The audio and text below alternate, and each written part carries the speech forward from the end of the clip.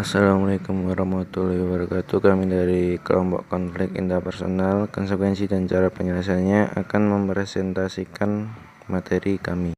Konsekuensi konflik peran. Menurut Kurt Lewin tahun 1948 mendefinisikan konflik sebagai situasi di mana kekuatan yang berlawanan dan terjadi secara bersamaan dengan kekuatan yang sama terjadi pada seseorang.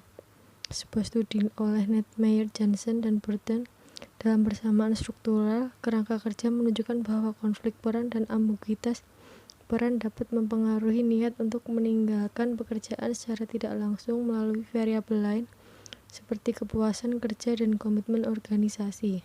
Lalu yang kedua ada mengelola konflik intrapersonal. Mengelola konflik intrapersonal merupakan manajemen konflik intrapersonal yang melibatkan tujuan individu dengan kebutuhan tugas dan tuntutan peran untuk mengoptimalkan pencapaian tujuan individu dan organisasi.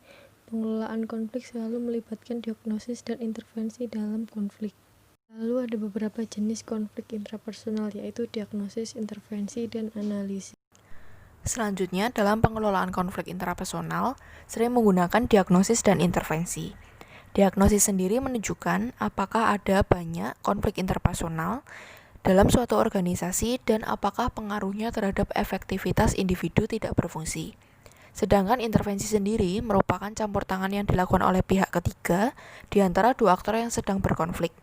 Biasanya intervensi ini dilakukan saat proses negosiasi dan mediasi gagal.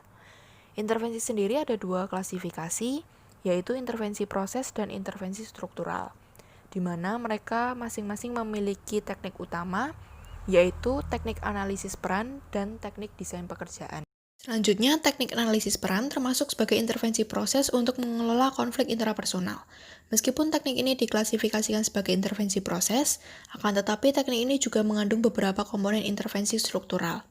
Metode intervensi ini pertama kali diterapkan oleh Dayal dan Thomas untuk membangun organisasi baru di India sehingga dapat tumbuh dan meningkatkan efektivitasnya.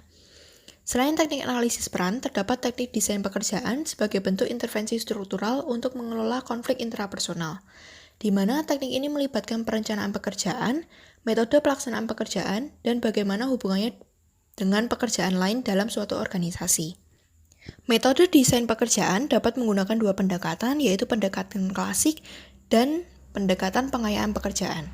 Untuk pengayaan pekerjaan sendiri melibatkan teori dua faktor Herzberg, yang selanjutnya digantikan oleh teori pendekatan Heckman dan Oldham, dan selanjutnya digantikan juga oleh Brief dan Aldag.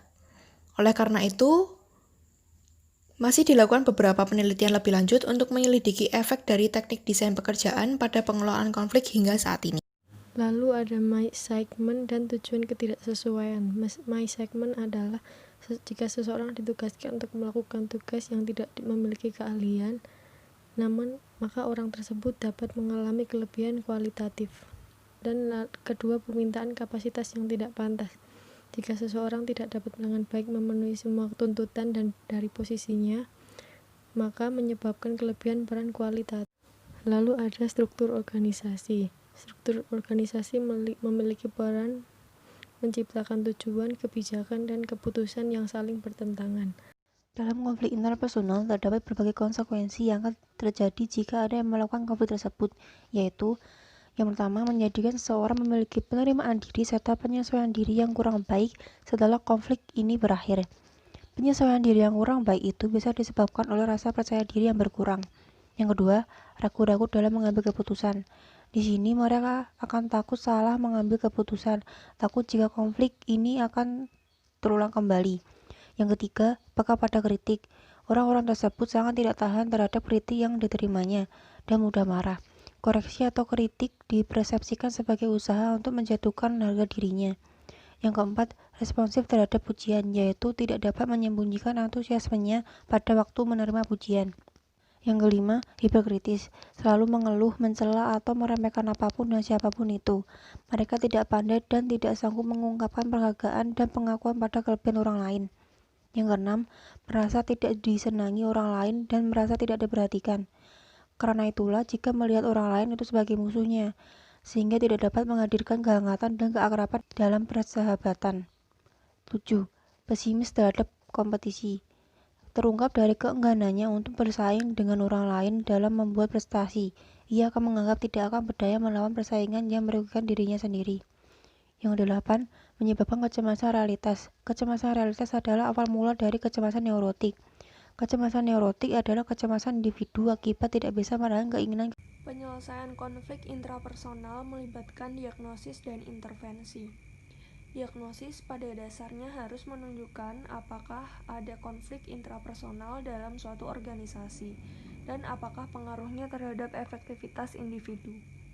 Intervensi diperlukan ketika efek konflik intrapersonal pada peserta organisasi menjadi tidak berfungsi, dan untuk menetapkan cara-cara untuk merencanakan perbaikan berdasarkan masalah yang ditemukan dalam diagnosa. Sumber konflik intrapersonal adalah penugasan yang tidak tepat dan ketidaksesuaian tujuan, permintaan yang tidak sesuai pada kapasitas, struktur organisasi, gaya pengawasan, posisi, dan kepribadian. Solusi konflik ini adalah dengan melakukan pengayaan pekerjaan dan meningkatkan karakteristik organisasi, seperti memberi motivasi, memperbaiki hubungan antar pribadi, memperbaiki kepercayaan, komitmen, dan tanggung jawab antar anggota organisasi, berdasarkan asumsi bahwa pengayaan pekerjaan dan peningkatan karakteristik organisasi dapat meningkatkan motivasi dan kinerja yang lebih baik. Intrapersonal konflik merupakan konflik dalam diri individu di mana dia merasa tidak puas dengan adanya keputusan yang diambil. Contohnya, dalam hubungan internasional ada ketidakpuasan pihak Korea Utara dalam persidangan PBB. Saat di persidangan tersebut, forum tidak menyetujui adanya CSR atau Country Specific Resolution